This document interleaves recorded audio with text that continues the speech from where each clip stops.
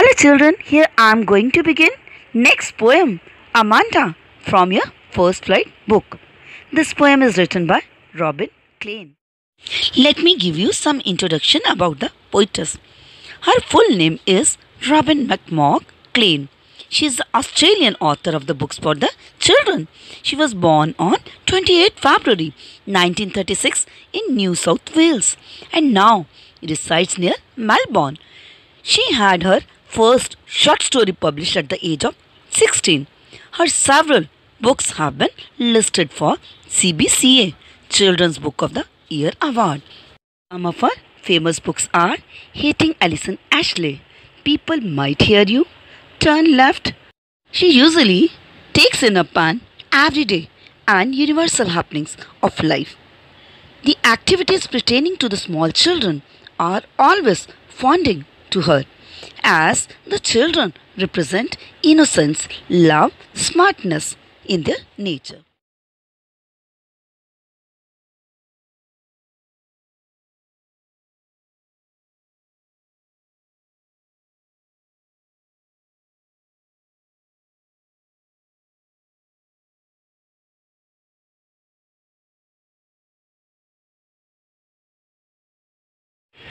Hello children, here I am going to begin next poem, Amanda, from your First Flight book. This poem is written by Robin Klein. Let me give you some introduction about the poetess. Her full name is Robin McMorg Klein. She is the Australian author of the books for the children. She was born on 28 February 1936 in New South Wales and now resides near Melbourne. She had her first short story published at the age of 16. Her several books have been listed for CBCA Children's Book of the Year Award. Some of her famous books are Hating Alison Ashley, People Might Hear You, Turn Left. She usually takes in a pan every day and universal happenings of life. The activities pertaining to the small children are always fonding to her, as the children represent innocence, love, smartness in their nature. Here in this poem, the story revolves around a young girl of about 12 or 13 years of age. She is constantly controlled and instructed to do one thing or the other by her parents. Just like every child wants to enjoy the dreamy, romantic and fantastic life of his or her childhood, she also never wants to cut this romantic phase of her life short. Thus, every kind of instruction or interference curtails her freedom. She never likes the instruction for denying her chocolates and learn the way how to sit and behave exactly. She rather wants to indulge in the fantasies than to clean her room or her shoes. Thus, finally, she wants to postpone her growing up. She wants to remain a child for just a little bit longer. When the girl observes that her imagination is not given space within this continuous nagging, training, instructions, these are all curtailing her freedom short. She decides that she should postpone her growing up. She should become an orphan. Let's begin the poem. See the first stanza, Amanda. Don't bite your nails, Amanda. Don't hunch your shoulders, Amanda. Stop that slouching and sit up straight, Amanda. Hunch here means to bend forward. Slouch, that means to sit in a lazy way. Here you will see in this stanza the poet is giving description about a little girl with the name Amanda, who is always pointed out for her mistakes and instructed more often by her mother. So, we are going to see here the voice of Amanda, how she feels about her life. In the beginning lines of the poem here, we notice how Amanda, a little girl, is always instructed and scolded by her parents and most probably here by her mother. Her mother, she used to scold her for doing this thing or that. Here she is pointing out about the habit of nail biting by the girl. She said this to be a bad habit. Next she instructs her to sit straight without bending her shoulders. As Amanda has the habit of biting her nails, bending her shoulders and sitting casually or lazily. So she is being checked by her mother more often, as she wants that the girl should learn good manners and right sitting postures.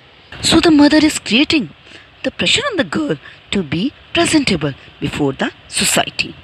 The children, you may have noticed how the last phrase or the word Amanda is given here with the exclamation mark.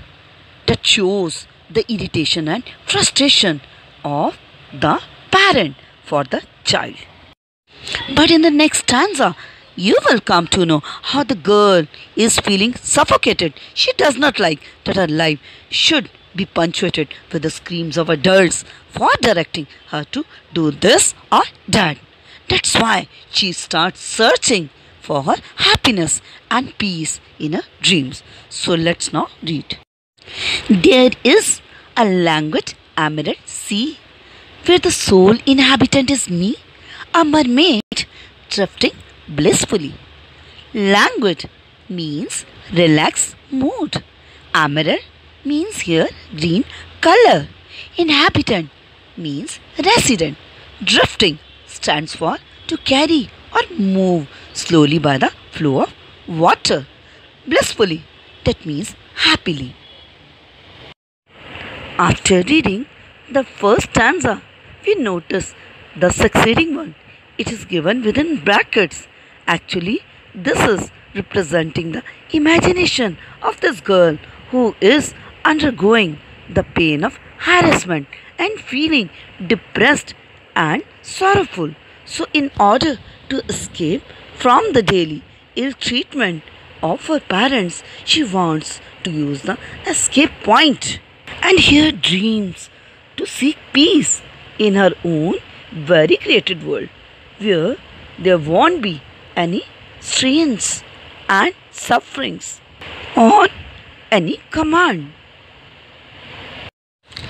Hence the girl starts using her fantasies as an escape point from the regular commands and threats of her parents. She starts now fantasizing that she is the part of some languid emerald sea. That means she starts thinking that she is not the part of this real world, but she is the part of some relaxed green colored sea or ocean.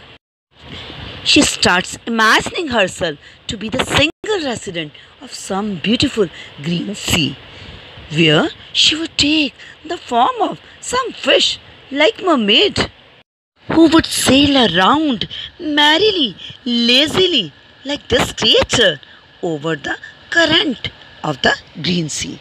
That means the girl wants to escape from her existing world and wants to enjoy the relaxed environment of the sea, where no one will tell her to do this or not. Did you finish your homework, Amanda? Did you tidy your room, Amanda? I thought I told you to clean your shoes, Amanda. Here the poet explains how Amanda's mother is making constant inquiry from her. She is asking the girl whether she has done her homework or not, and then she asks about whether she has cleaned the room or not. Moreover, she also reminds the girl to clean her shoes.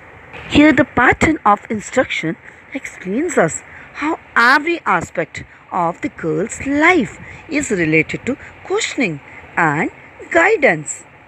The way they are delivered points out how it would be the routine practice with Amanda by her parents, and her name being called again here with the exclamation mark, which shows that how the parents seem to be losing their patience and are troubled to see the ill manners of the girl. I am an orphan roaming the street. I pattern softest with my hurst bare feet. The silence is golden, the freedom is sweet. Orphan means a child without parent. Roaming, that means to move aimlessly. Hushed means to be quiet and still. Bare, that means uncovered. In this stanza, we once again notice that the girl is not responding to the harsh questions posed by her mother. She again withdraws herself into another imaginary world. The girl is awfully depressed. She this time imagines herself to be an orphan who is roaming freely into the streets. Means the girl is fantasizing. This time, if she would have been without parents, she would have walked and roamed freely into the streets. Then she would not even have bothered to wear the shoes, and barefooted she would have gone into the dusty ground and would have created designs with her bare feet. She says that she would do all this without making any sound. That means the girl is dreaming to cherish freedom as well as silence in a world of imagination. When she says silence is golden, freedom is sweet, that means the girl is fed up of all the shouting and the yelling of her parents. So thus the love for silence is the outcome of the constant instructions and the scolding by her parents. Don't eat that chocolate, Amanda. Remember your acne, Amanda. Will you please look at me when I'm speaking to you, Amanda? Here again the girl is discouraged by her mother from eating the chocolates as it can cause the pimples. Previously it has caused the same. So she was stopped to eat it. But the girl does not bother about what mother is saying, nor does he look at her when she is giving her instructions. So the mother again scolds her to look towards her while she is talking to her. Here the mother wants the girl to understand the value of the external beauty and wants she should learn the ways to preserve it at the tender age. To see such ignorance and careless attitude of the girl, it arouses the anger of the mother. She shouts that she should be attentive and looks to the mother while she was speaking to her. I am Rapunzel. I have not a care. Life in a tower is tranquil and rare. I will certainly never let down my bright hair. Rapunzel is a fairy tale character with long golden hair who lived alone in a tower. Rapunzel is a fairy tale character with long golden hair. She was kidnapped by a witch and kept inside a castle. Tranquil means to be in quiet or peaceful place. When Amanda is scolded by the parents for her careless behavior and they become more angry to see how the girl is ignoring them. So the Amanda once again lost in her imagination. Amanda assumes herself to be the long golden haired girl Rapunzel who lived up in the castle and had no care about anything of the world. She starts now imagining the life of Rapunzel to be very peaceful and fantastic in the tower. So now she wants to be Rapunzel because she feels that her life in the tower would be quite peaceful and unusual. She thinks that she would also be free and live in the peaceful environment in the tower if she would be there. So she confirms to herself that she will never let her hair down to anyone if it would be even prince. Now Amanda for this wants to be Rapunzel because she feels that her life up in the tower would be quite peaceful and unusual. So she thinks she would be free and live a peaceful environment up in the tower. So she confirms to herself.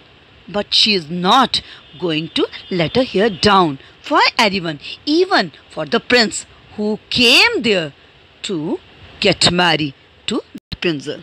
Means the presence of the parents and the inhuman behavior had made the girl arrogant and against all the human relations and connections. That's why she is in search of peace and the freedom, and hence she desires to live alone up in the tower. See last stanza now. Stop that sulking at once, Amanda. You're always so moody, Amanda. Anyone would think that I nagged at you, Amanda. Sulking means to be angry or upset. Nagging means to taunt or trouble someone.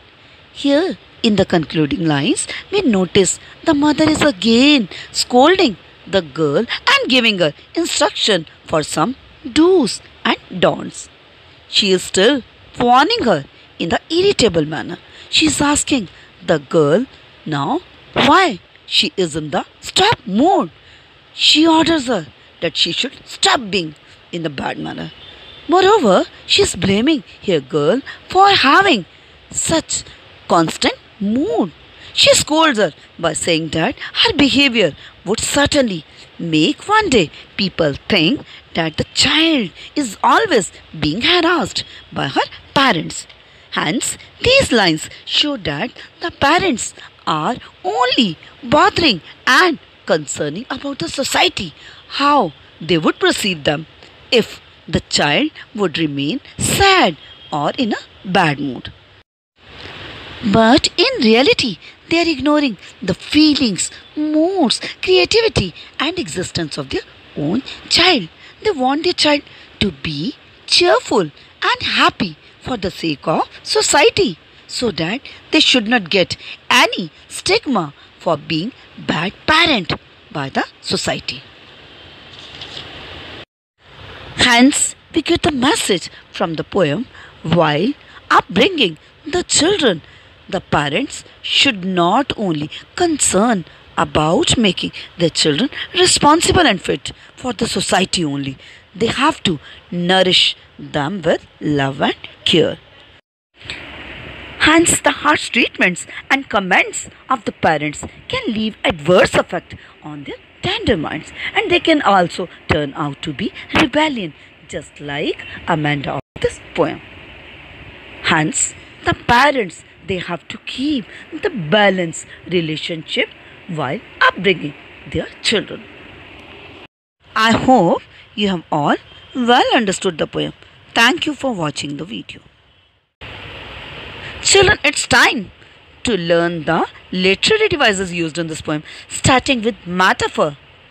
Metaphor, you know, it is a device which compares two things or qualities which are unlike. See, here in the poem, Amanda assumes herself to be these characters, Mermaid and Rapunzel. She wants to enjoy the freedom like them. Next use of metaphor is in the phrases like silence is golden, freedom is sweet.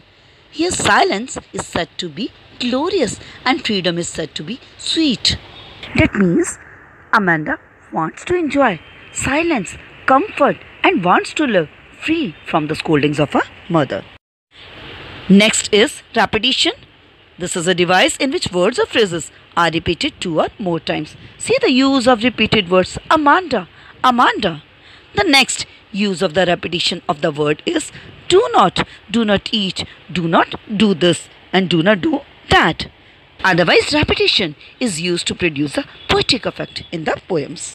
Next is alliteration, that is the occurrence of the same letters or sound at the beginning of adjacent and closely connecting words or line. See the example. So the lines are stop that slouching and sit up straight. Here sir sound is repeated. Then the use of alliteration in the line I thought that I told you to clean your shoes. So here I word. Then the next example, stop that sulking at once. Here again sir sound is repeated. Device is allusion.